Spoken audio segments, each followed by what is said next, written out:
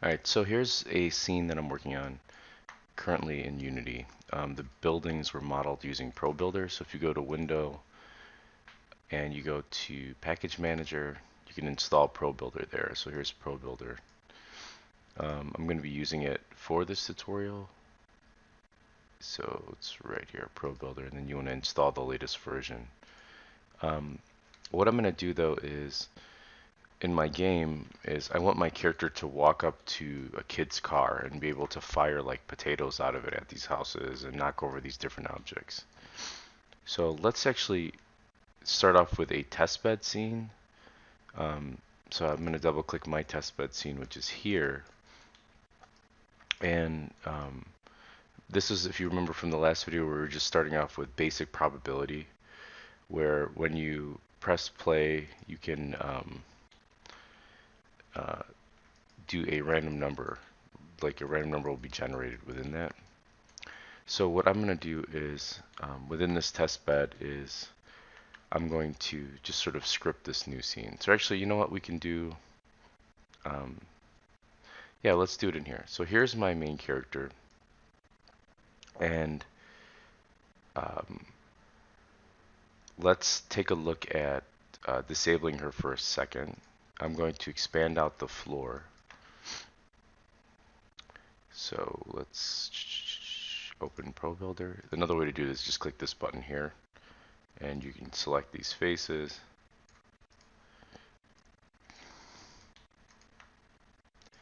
And what I want to do is I'm just going to script the controls of the car.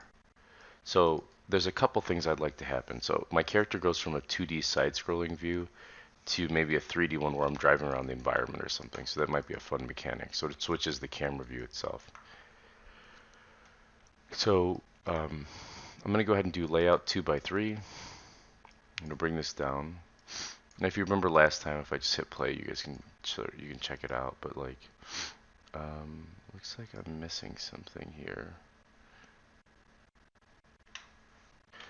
Yeah, it looks like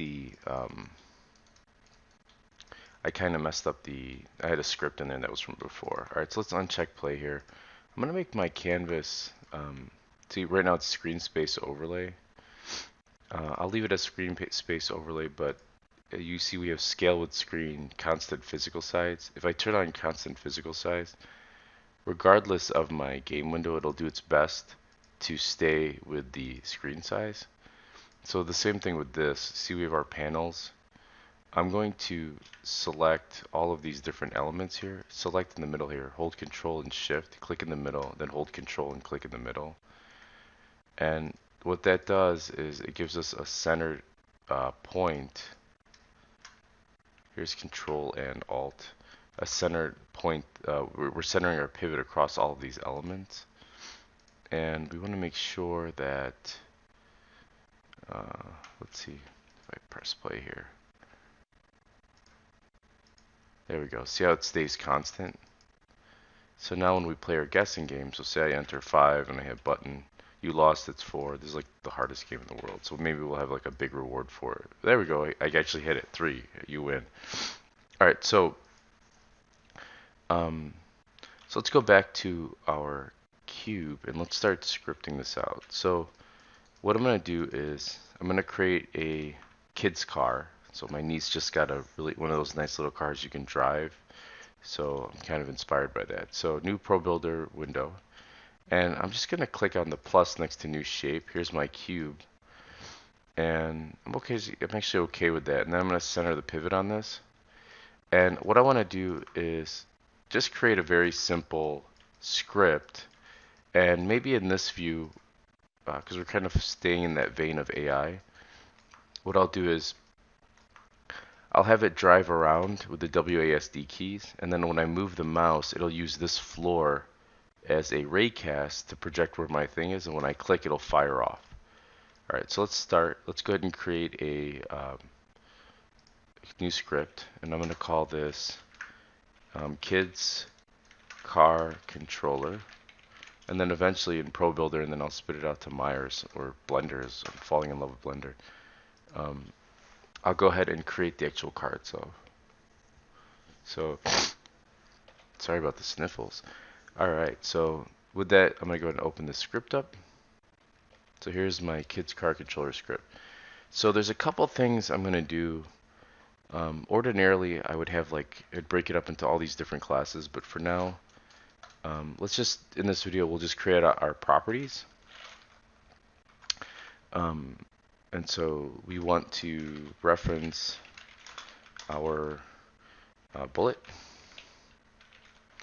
So public game object, and then bullet here. Now, depending on the naming convention, some of you might be like, well, why are you using uppercase versus lowercase? It's really just whatever convention you want to use, as long as the code works. I switch between two different studios where they use lower cases for all their member variables, and then all their private variables, they have an underscore in the front. So I'm just going to practice that, and then they make those lowercase. So for example, I'm going to do a private transform here. And what this is going to point to is the turret. So I'm going to do underscore TURET. This is going to point towards the turret that's going to be sitting on the top of the gun. And then here's a private. I'm probably just going to duplicate this again, save myself some time.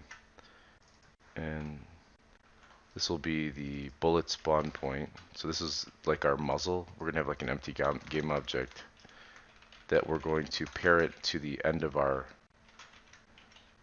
gun. It's our turret. And then we just need a couple of speeds, like the speed of our target, our current speed, and our rotation speed.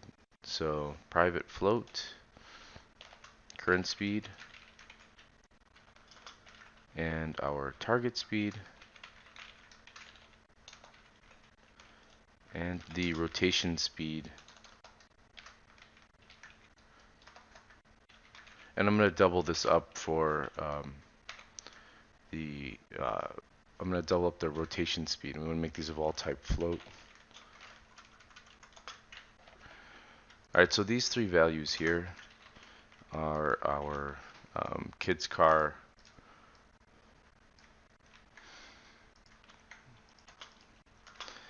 various movement speeds. And then here we want to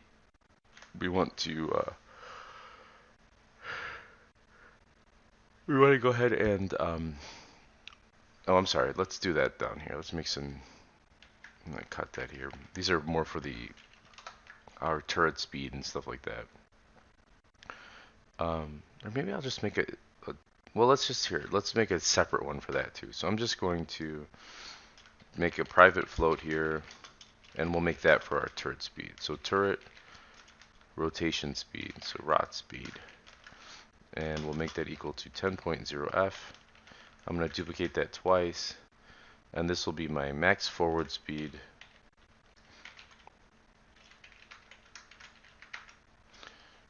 And I don't know what these values are, so we'll do 200. They might be too fast. And then actually let's delete this one and just duplicate this and make it our max backward speed. And then we need some variables to control how quickly we can shoot potatoes. So maybe after you get that dice, you answer correctly, he gives you the potato gun or something. So protected float shoot rate. And we'll make that equal to 0.5f. And let's duplicate this, and let's just make a variable called elapsed time. So elapsed time is going to hold our current time, or it's going to hold the time that has passed since the time that we shot our bullet. All right, I'm going to stop this one here because we're already at 10 minutes, and we'll continue to expand this out.